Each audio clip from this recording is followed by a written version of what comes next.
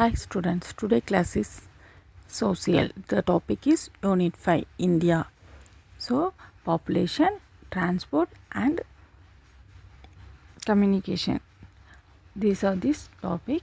Today I will continue this topic roadways. Roadways. So roadways la enna பார்த்தோம் அப்படினா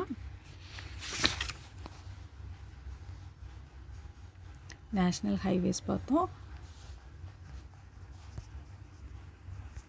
state highways பார்த்தோம், district roads பார்த்தோம், rural road பார்த்தோம், border roads பார்த்தோம், golden quadrilateral அப்படின்றது பார்த்தோம், north south and east west quadrilateral அப்படின்றத பார்த்தோம். Today I will continue the topic expressway. Today I will continue the topic expressway. These are the multi-lane good quality highways of this high-speed traffic. Some of the important expressway are Mumbai-Pune Road, Kolkata-Dudam Airport Road, Durgapur-Kolkata Road and Yamuna Expressway between Delhi and Agra. இது என்ன அப்படின்னா expressway அப்படின்றது விரைவு சாலைகள். இந்த விரைவு சாலை அப்படின்றது 4க்கு மேற்பட்ட தரமான பல்வழி பாதைகளை கொண்டது தான் என்னென்னா அதிவேக போக்குவரத்துக்கு உகந்தது தான் இந்த எக்ஸ்பிரஸ்வே. ஃபஸ்ட்டு மும்பை பூனே விரைவுச்சாலை அப்படின்றது ஒன்று இருக்குது, கொல்கத்தா டம்டம் விமான நிலைய விரைவுச்சாலை அப்படின்றது ஒன்று இருக்குது, அதே மாதிரி துர்காப்பூர் அண்ட் கொல்கத்தா விரைவுச்சாலை அப்படின்றது ஒன்று இருக்குது, அடுத்து புதுடெல்லி மற்றும் ஆக்ரா இடையேயான யமுனா விரைவுச்சாலை அப்படின்றது இருக்குது. இது எல்லாமே அதிவிரைவாக செல்லக்கூடிய வே அப்படின்னு சொல்லலாம். அடுத்தது இன்டர்நேஷ்னல் ஹைவே, பன்னாட்டு நெடுஞ்சாலைகள். These are these roads that link India with neighboring countries from promoting harmonious relationship with them. These highways have been constructed with an aid from World Bank under the agreement with the Economic and Social Commissions for Asian Pacific. These roads connecting important highways of India with those of the neighboring countries such as Pakistan, Nepal, Bhutan, Bangladesh and Myanmar. So இந்தியாவோட அதன் அண்டை நாடுகளான உறவை மேம்படுத்துறதுக்காக அந்த நோக்கத்தோடு இணைக்கப்பட்ட சாலைகள் தான் பன்னாட்டு நெடுஞ்சாலைகள். இச்சாலைகள் என்னென்னா பசிபிக் பகுதியான பொருளாதார மற்றும் சமூக ஆணையத்துக்கு உடன்படிக்கையின்படி உலக வங்கியோட நிதியுதவி மூலம் அமைக்கப்பட்டது அப்படின்னு சொல்லலாம். இச்சாலைகள் எங்கன்னா பாகிஸ்தானில் இருக்குது. Pakistan to India, Nepal, Bhutan, Bangladesh and Myanmar இங்கே தான் இந்த அண்டை நாடுகளுடன் நம்மளோட தேசிய சாலை இணைக்கப்பட்டிருக்கு. So are you clear roadways?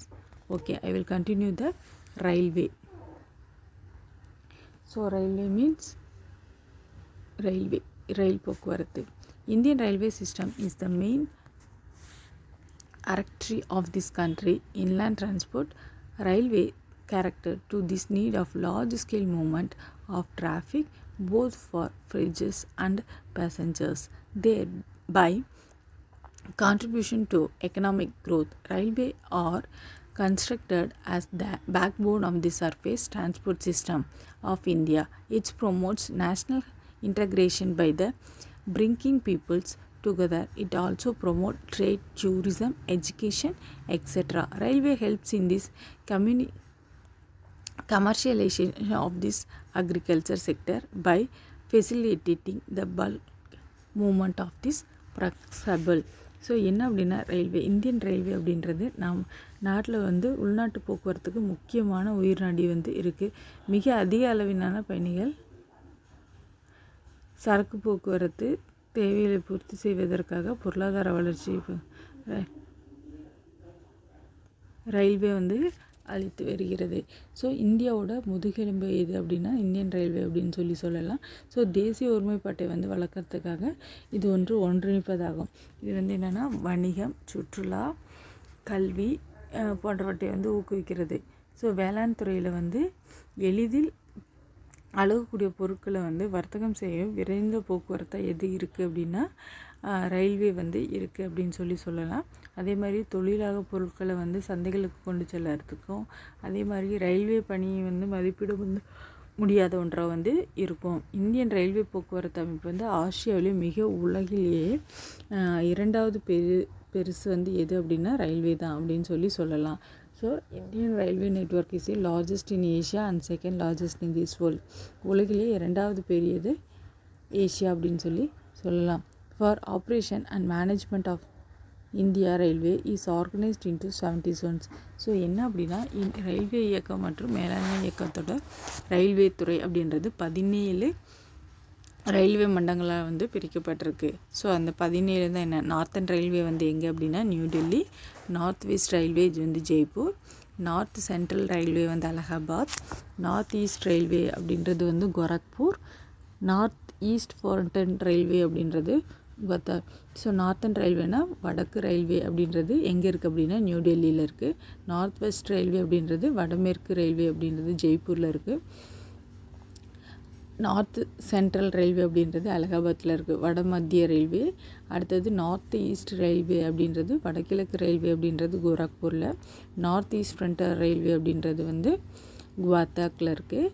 Eastern railway கிழக்கு ரயில்வே அப்படின்றது கொல்கத்தா. ஈஸ்ட் கோஸ்ட் ரயில்வே கிழக்கு கடற்கரை ரயில்வே அப்படின்னு வந்து புவனேஸ்வரில். ஈஸ்ட் சென்ட்ரல் ரயில்வே கிழக்கு மத்திய ரயில்வே அப்படின்றது வந்து ஹெசப்பூர்.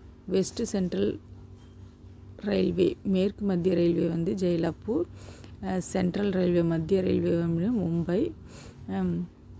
வெஸ்டர்ன் ரயில்வே மேற்கு railway so Mumbai.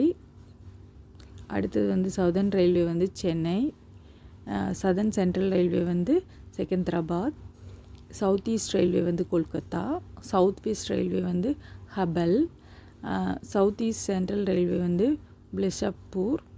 Konkan railway வந்து மும்பை, நேவி மும்பை. ஸோ இதுதான் 17 ஜோன் அப்படின்னு சொல்கிறோம். R you clear? Okay. On the basis of wide of this track, the Indian Railways fall under 4 category. Indian railway துறையில் இரும்பு பாதை அகலப்பாதையை அடிப்படையாக கொண்டு 4 வகையை வந்து பிரிக்கிறாங்க. ஃபர்ஸ்ட் வந்து broad gauge அகலப்பாதை 1.676 meters wide.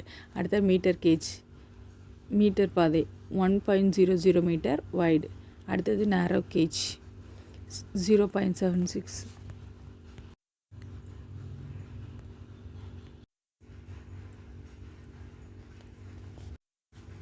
So நேரோ கேஜ் அப்படின்றது 0. ஸோ இது என்ன அப்படின்னா நேரோ கேஜ் அப்படின்னு குறுகிய பாதை 0.76 மீட்டர் அகலம்.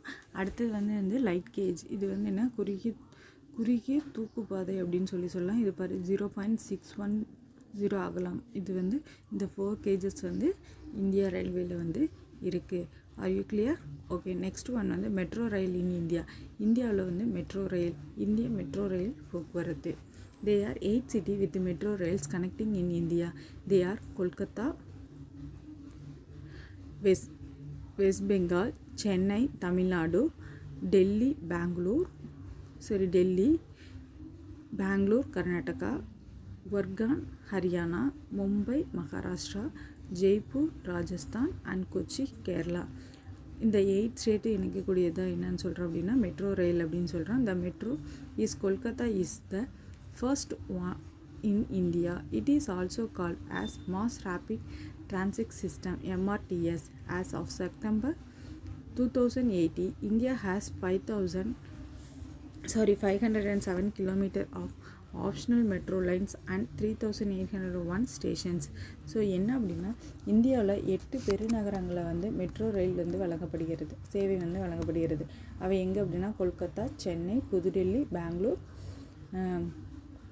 சுஹைன், மும்பை, ஜெய்ப்பூர் அண்ட் கொச்சி. இந்த 8 இடங்கள் தான் வந்து ஆகும். இந்த சேவை வந்து முதல்ல எங்கே தொடங்கினாங்க அப்படின்னா கொல்கத்தாவில் தான் தொடங்கினாங்க. இது வந்து மக்களை வந்து அதிவிரைவாக வந்து ஏற்றி செல்லக்கூடியது அப்படின்னு சொல்லலாம்.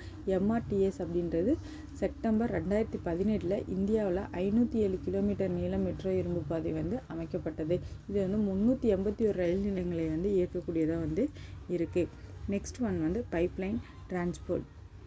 ஸோ பைப்லைன் டிரான்ஸ்போர்ட் அப்படின்றது என்ன அப்படின்னா குழாய் வழி போக்குவரத்து. Pipeline provides a very conservation mode of transport to connecting oil and natural gases fuel refineries and to the market. In this past, this was used to transport water to cities and industries. Now, solid can also be transported through a pipeline when converted into slowly. The internal cost of laying pipelines a high, but subsequent running cost in minimum. It can be lead through difficult strain as well as underwater.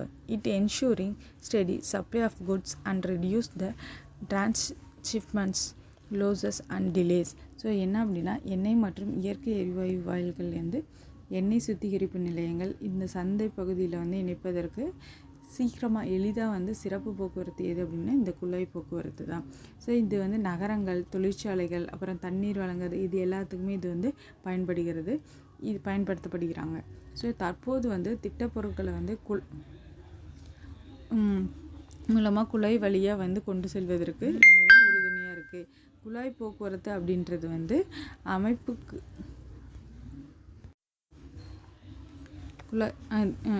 அது வந்து செலவு வந்து அதிகம். ஆரம்ப காலத்தில் வந்து இது செலவு அதிகம், பின்னர் வந்து பராமரிப்பு செலவு வந்து மிக குறைவாக இருக்கிறதுனால இதை வந்து கேஸுக்கு இது மாதிரி இதுக்கு எல்லாமே இது வந்து யூஸ் பண்ணுறாங்க. ஸோ இது வந்து கடினமான நிலப்பகுதிகளுக்கும் நீருக்கு அடியிலையும் வந்து அமைக்க வந்து இயலாது. ஏன் அப்படின்னா அது வந்து பைப்லைன் அமைக்கிறது ரொம்ப கஷ்டம். இதனால் தடங்களற்ற குறைந்த செலவில் வந்து காலதாமதமின்றி ஆவியாதல் மூலமாக ஏற்படக்கூடிய இழப்பின்மை இதெல்லாம் உறுதி செய்வதற்கு வந்து போன்றவற்றை வந்து உறுதி செய்கிறது. அசாமில் உள்ள எண்ணெய் வாயிலிருந்து கான்பூர் வரையிலும் வந்து, அப்புறம் குஜராத்லேருந்து சால்னா பகுதி வரையிலும், பஞ்சாப் ஜங்ஜல் வரையிலிருந்து குஜராத்தில் உள்ள ஹரித்வார்லேருந்து உத்தரப்பிரதேஷ் வரைக்கும் உள்ள ஜெகதீஷ்பூர் அப்படின்ற வரைக்கும் வந்து இந்த குழாய் போக்குவரத்து இந்தியாவில் வந்து முக்கிய குழாய் போக்குவரத்தாக வந்து சொல்கிறாங்க, பைப்லைன்ஸாக வந்து சொல்கிறாங்க. இது புரிஞ்சிச்சாடா? ஸோ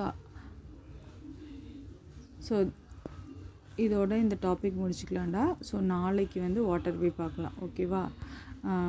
டுடே ஐ வில், இது வரைக்கும் புரிஞ்சிருக்குன்னு நினைக்கிறேன். Today I will give the homework and write it and send me in your WhatsApp group. Homework is write a note on pipelines, networks, transports in India, state the major island water of India, what is communication, what are its types. So answer the following questionsல வந்து இந்த 3, 4, 5 questions மூணும் வந்து homework. Write it and send me in your WhatsApp group. Thank you.